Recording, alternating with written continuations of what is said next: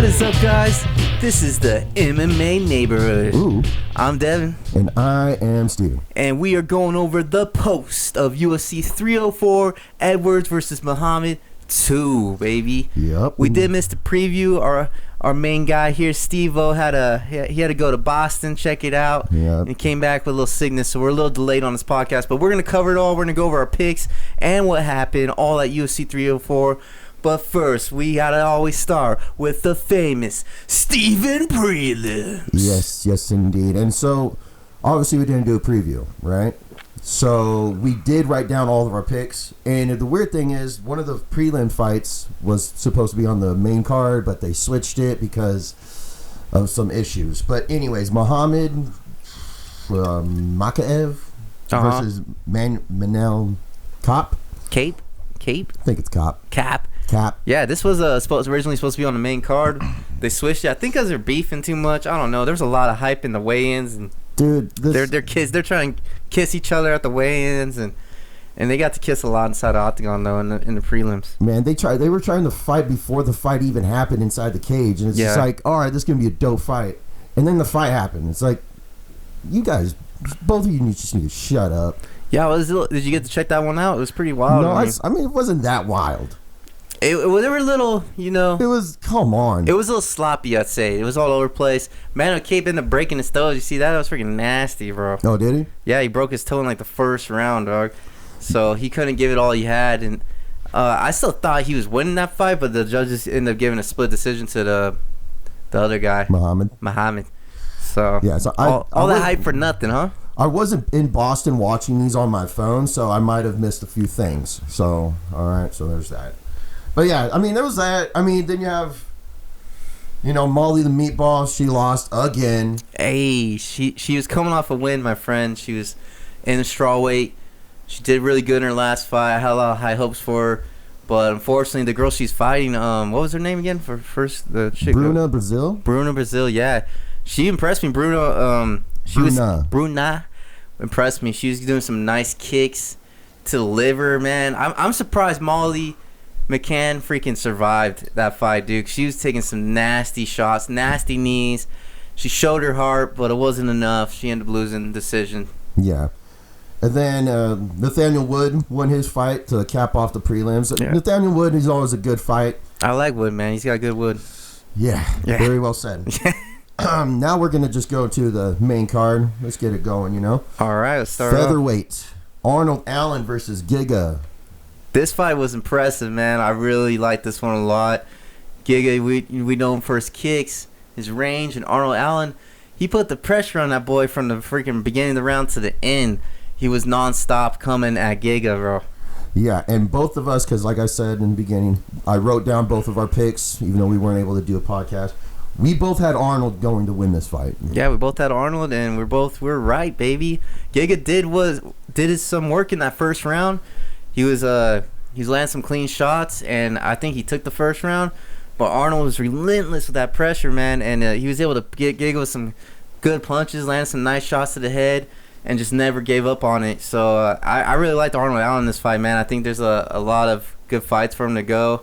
Oh, do you got any picks for Arnold next fight? Let's see. Arnold Allen is a featherweight. Now, he's ranked number 5. Oh, yeah, he's up there, man. He's ranked number 5. And his losses really only come through some of the good guys, like, of course, like some of the best, like Max Holloway. Yeah. And I think Yar Rodriguez or something like that, but he's... Did he already fight Yar? I don't know, but that would be a good matchup. I'd like to see him fight Yar. All right, well, let's just call it like that and move on, huh? Yeah, let's see him fight Yar Rodriguez. Giga's back to the drawing board, man. Yeah, because he's down there in like 10 or 11. Yeah, so it's a setback for him, but I'm sure he'll be back. It was still a great match, great fight for both guys. Yes, indeed. And now let's go to the fight that we didn't pick because it wasn't on the main card when we made our picks.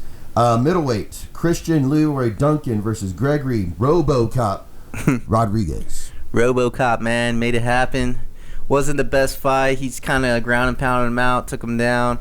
Dude's a monster. Ended up winning, I believe, right, by decision. Yeah. So, good for him.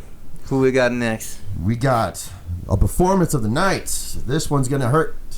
Lightweight.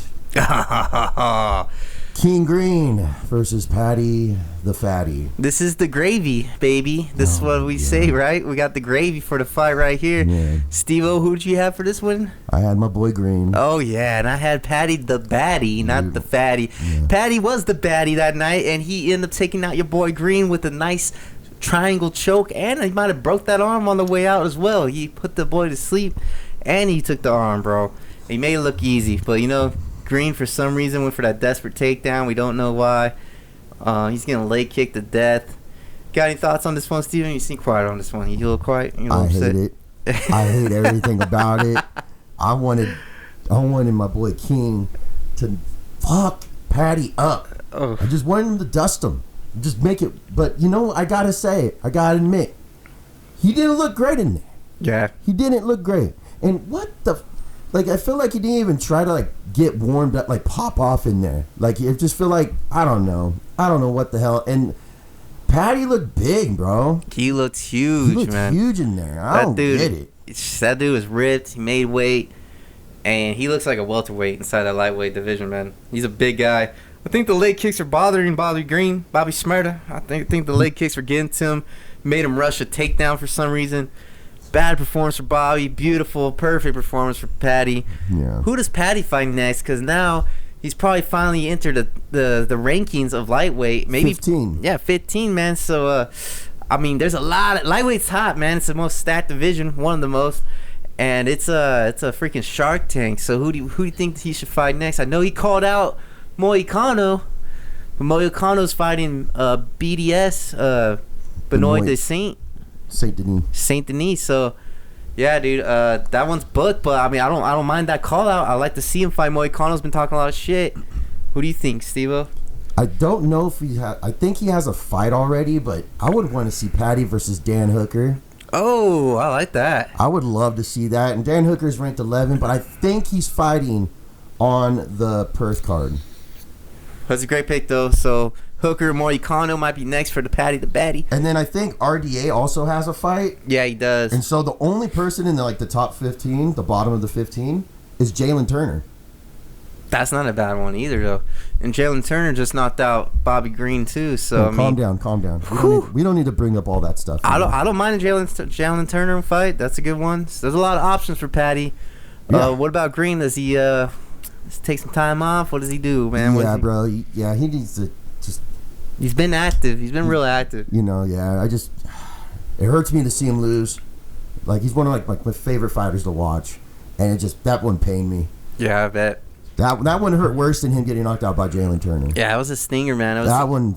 This one sucked. I think it probably sucked more because it was mostly Bobby Green's fault. He made that takedown sloppy. It was unnecessary and put himself in a bad position. Yeah, so just chill out, man. Just chill. You don't need to rush back at all. What we got next, bro? What do we have next, Evan? The co-main event of the evening. We had a heavyweight title showdown, interim title. Tom Aspinall, the current interim heavyweight champion, taking on Curtis Blaydes, the only man to beat him, only by a weird freak accident, of course. Tom Aspinall in the first fight destroyed his knee. It was weird. He just stepped back on it. But he got a rematch. It was a scary rematch because it's the only guy he hasn't really beat in the heavyweight division. And he made it look easy. Only took, a minute? 1 minute exactly. 1 minute. And who do we pick for this one, Steve-O? We both had Tom. Nice. We're on it, baby. We're on this one.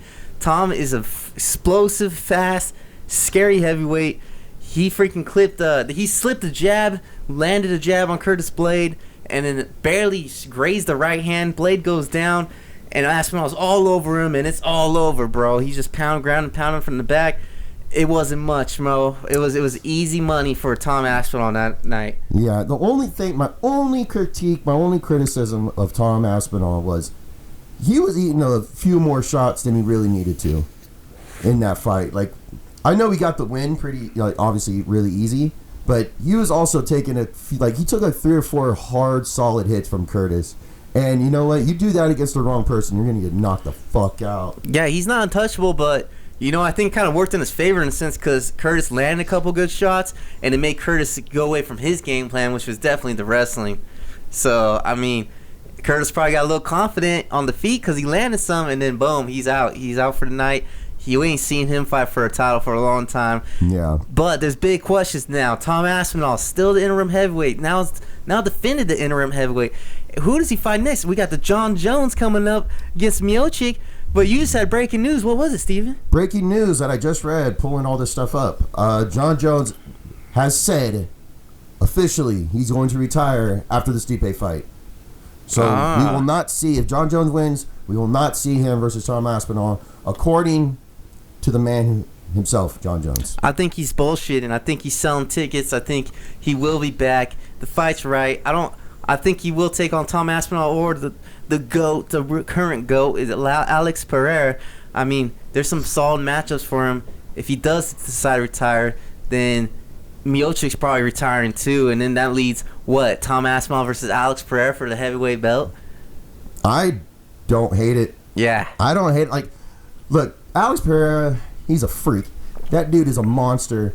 In anything that he does, he just seems to be better at than everyone else. So I wouldn't mind it. Yeah, I would love to see that fight. So basically, if Tom can either take on the winner, Jones and Miocic, if they don't decide to retire, or I think Pereira goes up and tries to get that third belt.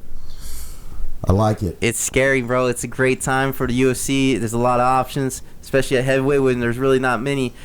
But now it's time for the main event of the evening. Leon Edwards taking on Belal Muhammad for the second time for that welterweight title. I know Steven couldn't wait. He's been silent all this time to speak the most right now. That's what right. happened, Steven? Now, look. Now, I'll go to the picks. I had Belal Muhammad, and you had? Leon Edwards. That's right, you did. And guess what? Everyone had a Leon Edwards. It seems like man. I was the only one going for Belal Muhammad, to be honest with you. Everything that I was reading, watching, anywhere, other podcasts, people, other analysis, everyone was going, Leon Edwards is too good, it's too technical, which he kind of is. But He is. The one thing I've been saying on other podcasts, or on old podcasts of ours, people are underestimating the striking of Belal Muhammad. And what happened in the fight? Belal took it to him on the stand-up. He embarrassed Leon. He took him down at will. He did anything that he wanted to. And you know what? Who called that one, baby? I did. I fucking did. Steven's been waiting for his moment for so long.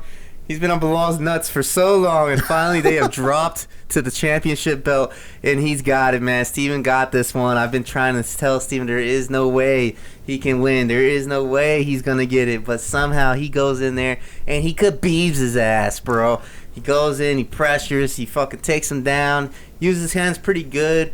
Leon Edwards had his moments. He got Bilal's back a couple times. The very end of the round, or fifth round, he lands a beautiful elbow, cracked him open, but just too little, too late. Yeah. And Belal did his thing, man. I still don't want to remember his name, but I guess I have to because now he's the welterweight champion of the fucking world. Ooh-wee, that's right. The welterweight champion has a name, baby. How good does it feel, Steven, to finally see this happen after all this time? You know what? You've been calling it over and over and over and over and over and over and over and over and over and over again. About 11 fucking fights till he finally got it. How does it feel? I tell you what, I think I kind of have a gift. Yeah, you got it. Aljamain Sterling, I called it. The force is strong with you, I must say. You know what? It kind of is. I'm calling them. I'm calling the big ones. You know, but look, the good question is, who does he fight next? Well, yeah, and we got great. And guess what? He's calling out Shavkat, the man that no one wants to fight. You know what I'm saying? He wants to be an active champion. You know what I'm saying? He wants to be the greatest.